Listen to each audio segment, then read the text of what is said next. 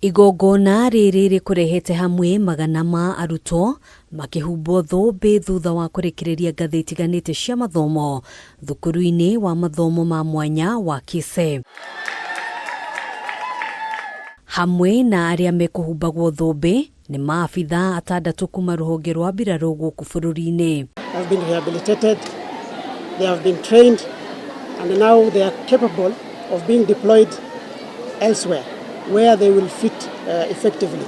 Kũhetũkĩra ũnyitanĩri wa rũhonge rwa mbirarũ na thukuru ũyũ wa KISE, maabitha arĩa magurarĩra wĩra-ini marĩ na kanya ga kwamũkĩra ũrigiti, Brigadier HUSSAIN AMIN akiuga ikinya rĩrĩ nĩ rĩa kũmateithĩrĩria kwĩrũgamia rĩngĩ. As the Kenya Defence Forces, we take very seriously the welfare of all our personnel to ensure that even those who are injured or get some form of disability, there is that aspect of inclusivity.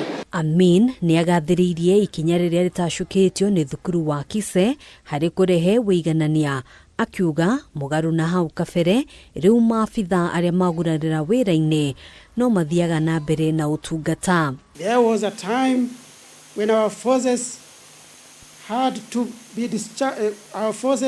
discharge soldiers who became injured or disabled in the line of duty. That era is long over. We have fully embraced the rehabilitation and retooling of these officers, enabling them to continue their crucial service to the nation. Akiaria hĩndĩ ya igongona rĩrĩ, mũrũgamĩrĩri wa thukuru wa KISE Norman Kiogora nĩ atarĩirie nditi nene ĩrĩa andũ arĩa marĩ na mawathe ngũrani makoretwo makĩgerera kumana na wagi wa mĩtambo ngũrani ĩrĩa ĩhũthĩkaga kũgacĩrithia mĩhang'o yao ya o mũthenya. Because one best barrier gets one sir for the devices, the cost of buying them, and they are important, and therefore the government has said they want them to be produced and assembled and repaired in this country through this institute. Kiogora oho akiuga ikinya rĩa thirikari kũhingũra ceceni makĩria cia gũthũrima andũ arĩa marĩ na mawathe ngũrani nĩ rĩgũteithĩrĩria gũtigĩrĩra arĩa marabatara motungata ngũrani nĩ maramamũkĩra na njĩra ya ũhũthũ.